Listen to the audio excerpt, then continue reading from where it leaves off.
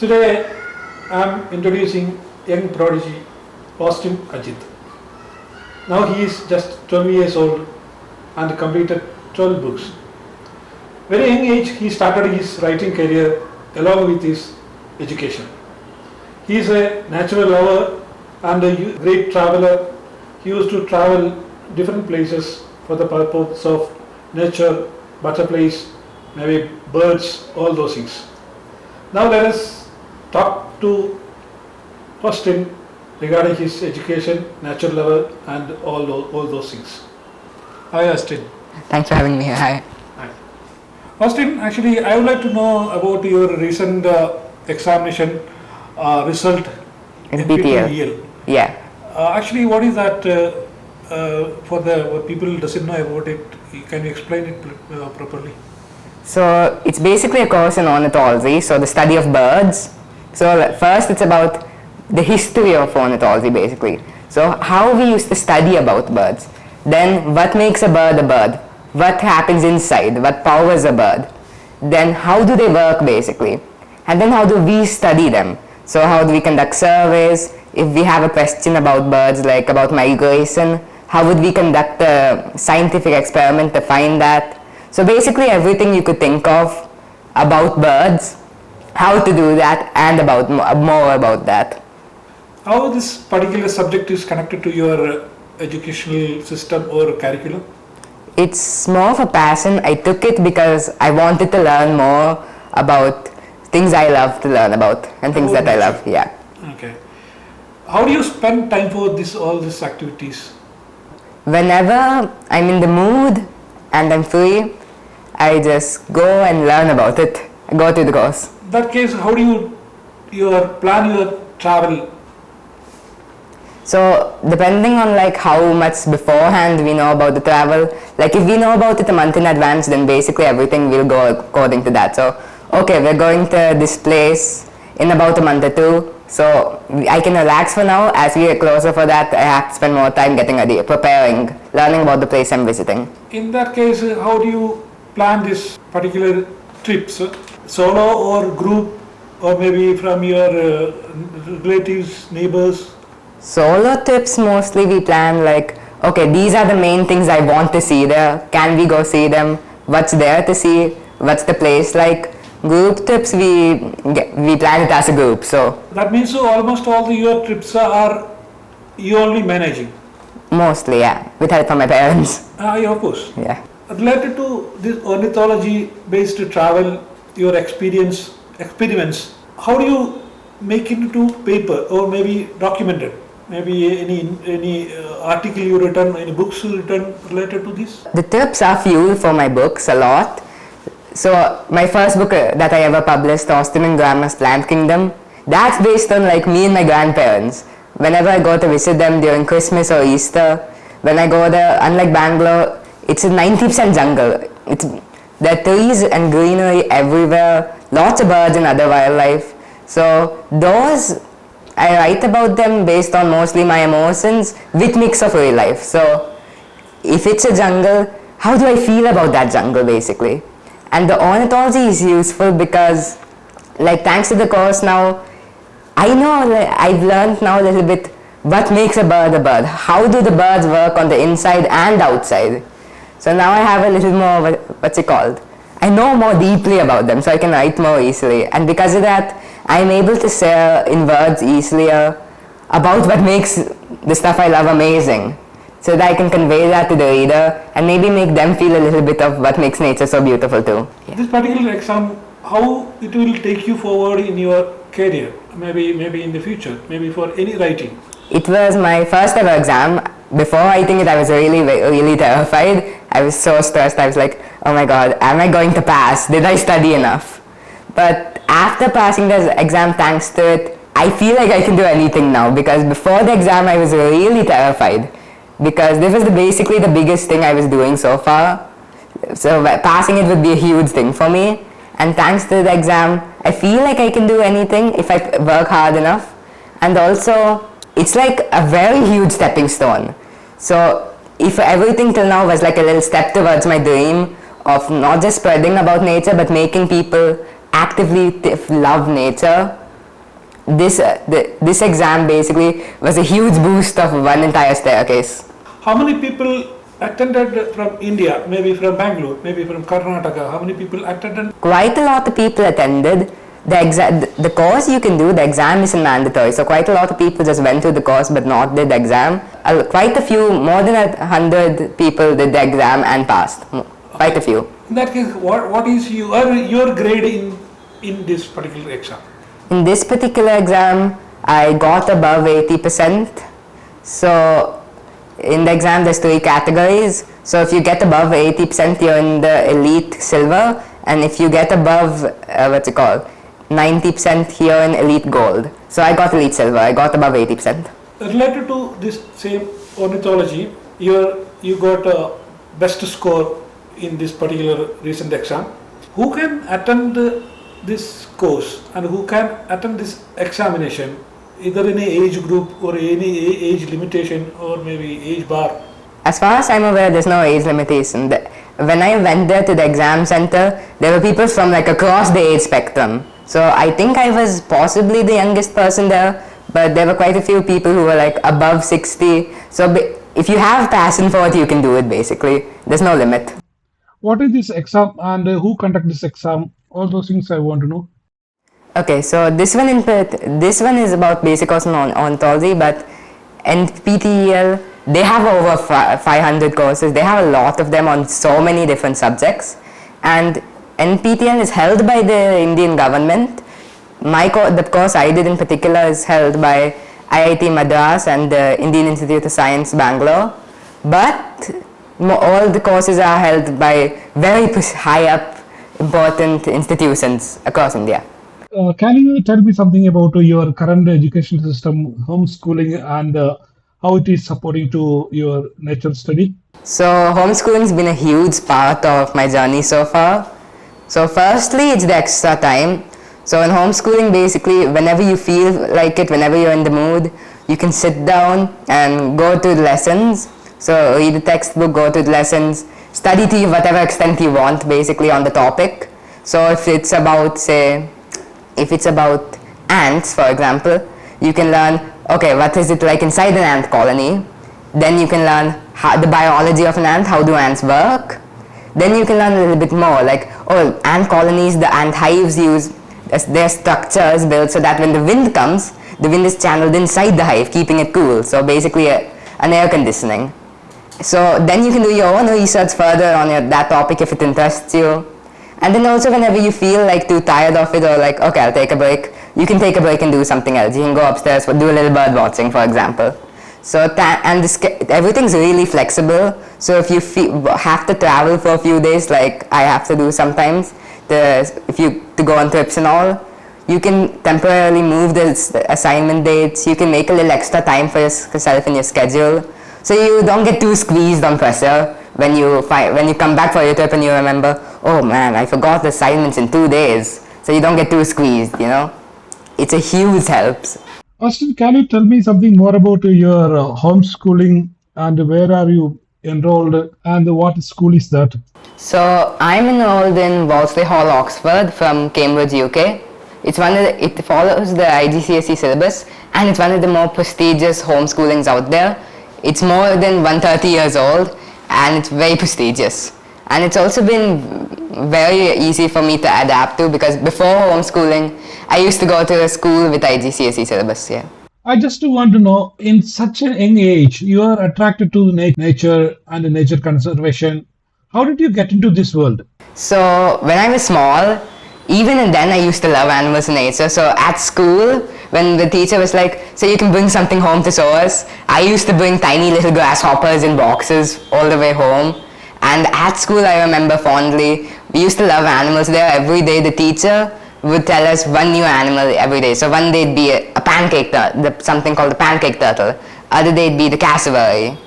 So there we learned a lot about animals, mostly through seeing it. So we learned about frogs from studying the little toad sitting in the sandbox outside. And at home, outside the flat, there were quite a few trees. So in them I used to get to see monkeys, once an owl, and even once a snake. So back then I was already surrounded by quite a lot of animals. And I was pretty much encouraged by my parents and my teachers that instead of throwing away the grasshoppers, look at them up close. And then in the TV, when I used to watch cartoons, I used to watch them like Diago and the Octonauts. So all themed about animals and nature. So even then, I was pretty crazy about the big outdoors. Austin, how did you develop the love to the nature and it became a passion? Okay, so that all began during the pandemic. So during the pandemic, I'm stuck at home. I frankly have nothing to do. I'm reading my books, I'm doing my drawings. One day I think, you know what, maybe I'll do a little gardening. So I took one of the old plastic water bottles, cut it in half, kept it on my balcony with a little money plant. So we put 2 little plants inside and filled it with water. And at first nothing happened. Every day I made sure to clean the water. And then one day, 2 pairs of tiny little sunbirds, a male and a female, they came and they used that as a little swimming pool. So they used to sit on one particular leaf on the money plant and jump deep into the bottle, then come out, shake their little feathers and do it all again and again. So I was like, oh my god, it's a sunbird. At that time I called it a hummingbird because I didn't really know that much that there was a different species called sunbird. So until then, this only happened in those documentaries I watched where they talk about like a barn owl coming in someone's home. That won't happen to me in real life. That's just in my imagination, in my dreams, maybe in the future. So when this happened, I was very surprised. Then I thought, maybe if I keep more little bowls of water, more birds will come. So I kept more. I filled my entire balcony with tiny black tubs of water, and surprisingly more birds came. So then bulbuls used to come, quails, barbets, and pretty soon I had like 10-20 species during the summer just coming and drinking water. And thanks to my window, so the birds can't see me from that side, but I can see them pretty well. So I got to see them up close, enjoying themselves and being birds. And it made me pretty happy to see them drinking water during the summer and just enjoying themselves. So from there, basically what had only been a dream, seeing birds up close, became an actual experience. And then I was like, okay, I have to learn more now. There are birds outside. I can't leave it like this. So from there, my fascination with birds began, and slowly I became into minor bird watching. And then when you lit one fuse when it comes to nature, you also lit simultaneously 1,000 others. So from my bird watching, I went slowly into other things. Like I began to notice little ants coming and drinking from the water. And slowly from there, my bird watching grew into a love for all things natural. Apart from your homeschooling, what are the other activities you usually engage? So on Sundays, there's an activity called BBC, the Bangalore Butterfly Club, not the news. So every Sunday, there are 2 locations. One is called Dosa Nepalia, and the other one is around the lake. So around Kalkare. So normally I go to the Dosa Nepalia ones because that's nearby. On Sunday, we go there. We go around the entire area surveying and documenting and counting the butterflies there. It's a butterfly count. And then within 3-4 hours, we reach back, check our numbers, and then go home. So it's basically a formal butterfly count. So how I started there, it all goes back for quite a long time. So with my first ever mentor who taught me about nature, his name is VC Balakrishnan, VC Uncle. So VC Uncle taught me first. He's the one who took me under the wing and taught me about the basics, everything. And from him, I met quite a lot of other people. He introduced me with everyone I know today. So one of them was named Feroz Uncle. He's a butterfly guy. He's the one who taught me most of what I know about butterflies now. So whenever I found a new butterfly, I was like, oh, this guy looks cool. I used to go take a photo and ask him, what's the name of this? What does it do?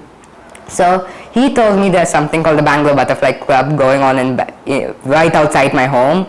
So when I got home after the trip, I went there and I checked it out with my parents, and it was awesome. It's like a butterfly walk, but instead of having to travel far away, it's right on my doorstep in my own Bangalore. And until then, when I thought, oh okay, if I want to see exotic butterfly, I have to go to the Western Ghats. But I never really thought there'd be this much diversity in a city in Bangalore. So I was very surprised and very happy for the first time to get exposure to something other, like not birds and big wildlife, but something as small as butterflies. And even they have a surprising amount of diversity and beauty. You wouldn't expect it. So from there, now almost every Sunday we go for the BBC and we count the butterflies. from there, that's where my fascination with butterflies really began. You said that you used to go deep into the nature, like visit a butterfly club and count butterflies, etc. What other activities you do? What else more in this sense? Whenever we get the chance, whenever we hear about them, we go for surveys. So first ever formal survey I did was in Awalam. So the Awalam butterfly count. So you see, in Awalam Wildlife Sanctuary, there's a little river, and in that river, every year in Jan, thousands and thousands of the common albatross butterfly will come and mud puddle. So basically, they're migratory species. When you hear migration, you think, oh, birds migrating. But butterflies migrate too. So the common albatross is this decently sized, creamy butterscotch yellow butterfly. So thousands of them come and they sit on the certain areas, the bank of the river, taking up little nutrients and minerals they need. So firstly, to formally count them, and when I say count the albatrosses, I mean count one by one. So we sit in one particular spot there, and as the butterflies fly by, there's so many of them that it comes in these little rivers. It's a beautiful sight. So we are like, okay, 5, okay, another pair, 4. So one by one we have to count them in these 15 seconds, these little intervals. And then at the end of like a half an hour, we check, okay, this much we got all together in this interval. So we use that to basically to say the population of the migration each year, because Awalam is just one spot. They're migrating slowly across India. So, okay, there's less numbers in Awalam this year, but more in this other place. So what can we infer from that? And along with the albatross butterflies, we also count the other species. So this year we managed to get a butterfly called the common tinsel. It's a small little lice in it, the blue butterfly, quite beautiful. So that was an unexpected sighting this year. So like that, each time we're like, okay, this expected species didn't come, why not? Is that because of the rain? Is that because of the temperature? And then, so that was my first ever formal survey. And then after that we went in Karnataka to Coorg, the Brahmagiri bird survey. That was my first ever bird survey, and it was awesome. The experience was just a 10 out of 10. It'll be with me forever, and it's the first time I really got to see in the jungle, trekking through the trails, the actual biodiversity of birds up close. I got to see such cool things as the black baza and the Malabar turgan, which are these really exotic birds. The black baza is like a little kind of kite. It's not a kite, it's a hunting bird, a bird of prey. And the Malabar turgan is one of the birds of all time. It's truly beautiful. The colors are very vivid. It's bright orange on the underbelly. But yeah, so that was the Brahmagiri bird survey. And then just recently we went for the Jaulagiri raptor survey. Not velociraptors, not the dinosaur. When we say raptor in bird watching terms, we're referring to any bird of prey. So eagles, kites, falcons, and also owls, technically. So I got to go at nightjar hunting, which meant we looked for all the nocturnal birds. So for the first time I got to see nightjars, which was quite an experience. In how we search for them, basically, we keep a torch at eye level at night, and we try to see the little reflection of their eyes. Because a lot of animals, and especially nocturnal ones, to see better in the dark, they have a layer in their eye that reflects light.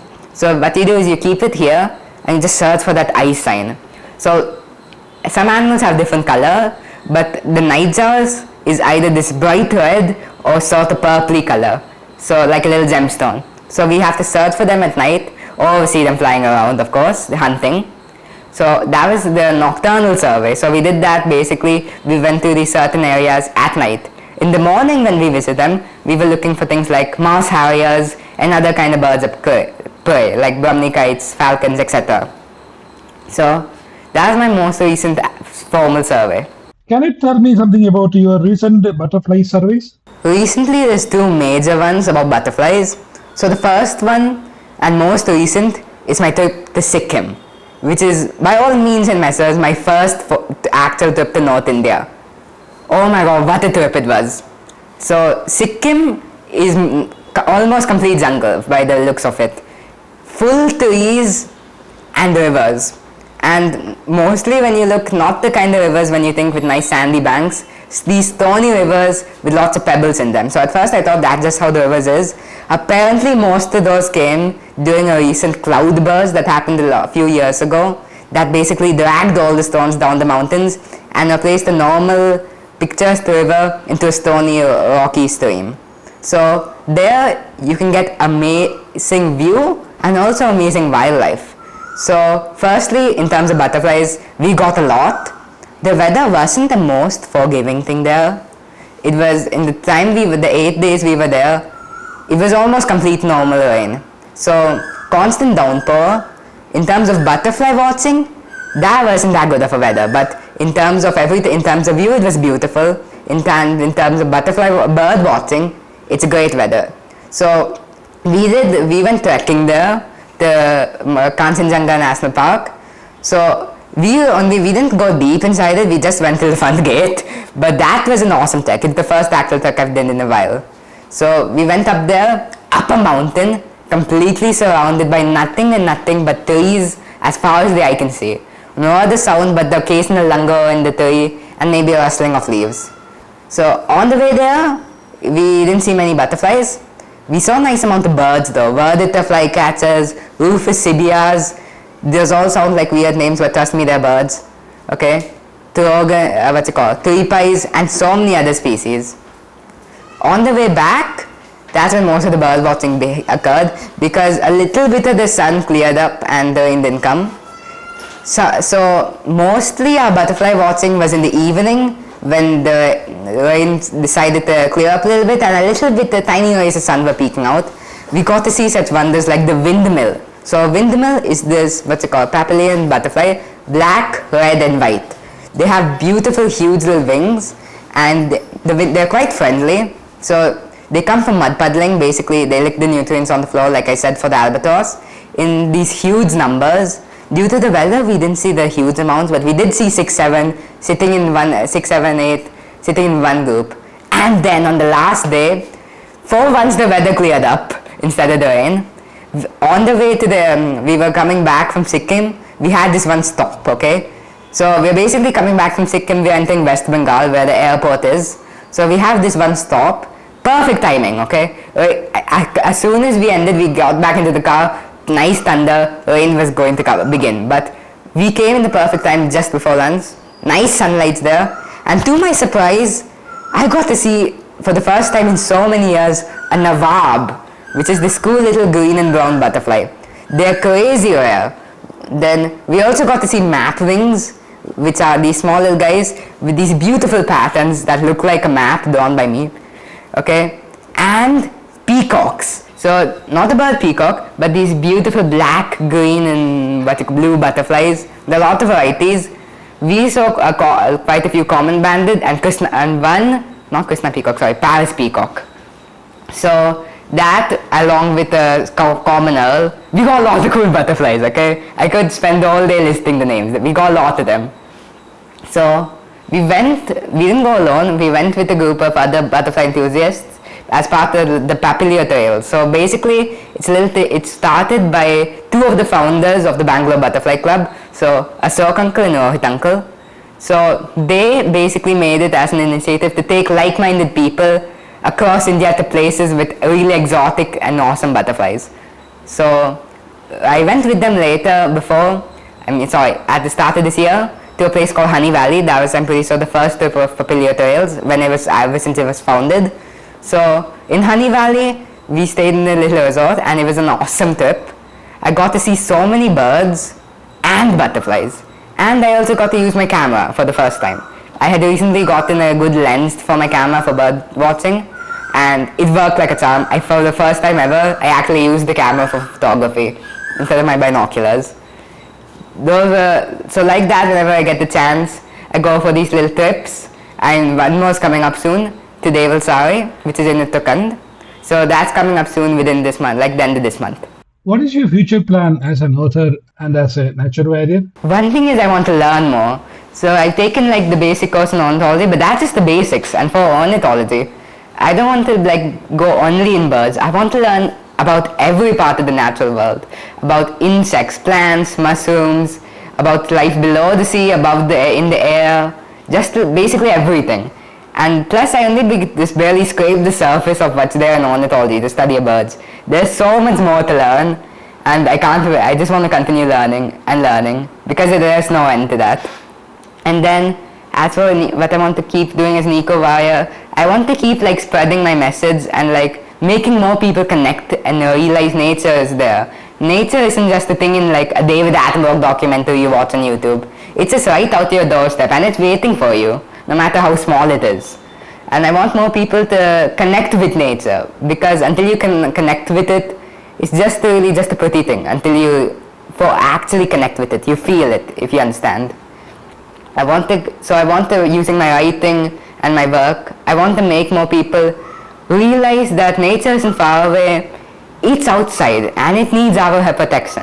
We've been slowly beating it into the ground, but we can still save it.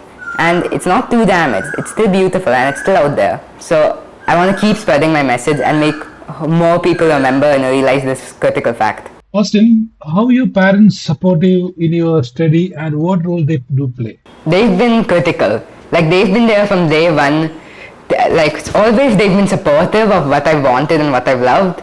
They've been there ever since I started, and they've been with me the entire way. All the tips I've mentioned, they've been with me. They're the ones who gave me a little help when I need it, or keep encouraging me to keep going when it gets hard, to help me when I need it. They've always been there for me when I need them, and they're always there for me now too.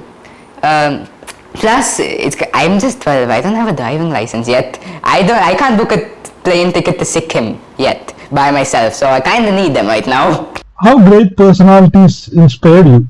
A lot. Like, mostly the classics, David Attenborough, Steve Irwin, Steve Baxall, but also from our India, Madhav Gadgil.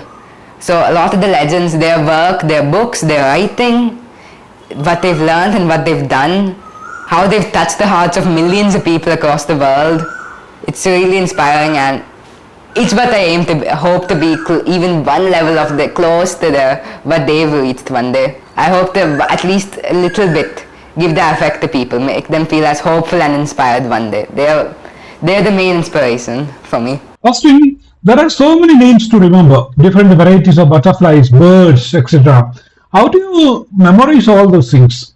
I mean, how do you document it? Okay, so for birds, I use eBird, run by the Cornell Lab of Ornithology. So eBird is a platform basically where you make lists of the birds you saw in a particular area. That it's used for conservation, and it's really useful and easy to do, and it helps scientists across the world. For whatever photos I take with my camera, I put those in iNaturalist, which is basically a huge platform across the globe where people even everyday people like me can help citizen science by basically saying, okay, I saw a laughing thrush outside my house at this time, this is my photo. And other people can come and say, oh, actually that's not this laughing thrush, it's actually this species instead. So basically you can contribute, and also you can be helped also by experts who are there too. And for my butterflies, I'm now putting them in I Found Butterflies, which is basically eBird but for butterflies in India. So it's basically, you make little checklists of the species you've seen, or individual with photos, and it basically works the same as eBird but for butterflies. As for the name thing, I just learned them. The more you use them, you get used to them eventually, except the scientific names. Which is your favorite butterfly or bird? Changes every few seconds. If I say one now, within 2 days I'll find something better than it. But in terms of favorite bird, I'd say the nightjar, Indian nightjar or barn owl maybe, the eastern barn owl. Or maybe the Malabar Turgan. There's a lot of options. It's kind of hard to narrow it down to just a few. I can give you top 120, maybe. My favorite 120 birds. I can choose from there. But I can't narrow it down. Can you say a bird or butterfly you want to see really right now? Just one. Yeah. Okay, give me a second. Okay. A couple of birds or butterflies. Oh, a couple of them, thank you. So that's a bit difficult because I love to see all of them, and that's simply not possible. So easiest, I think it's birds, so I'd go for birds first. One bird I'd really love to see is the kiwi, and because it's a tiny little bird that acts like a mammal. It uses hearing instead of sight. It's furry, it's tiny, and it acts like a hamster.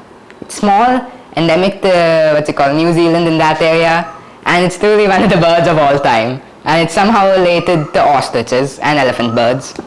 So either that, or if I had to say a bird of paradise. They're really beautiful, brightly colored and extravagant birds that went all in on being as weird and cool as possible. So every part of the bird that you'd normally think is like that's normal, they've made it weird. They have huge crests, long tail feathers, and extraordinary colors, and the most cool mating dances you can ever see. They go all in for those performances.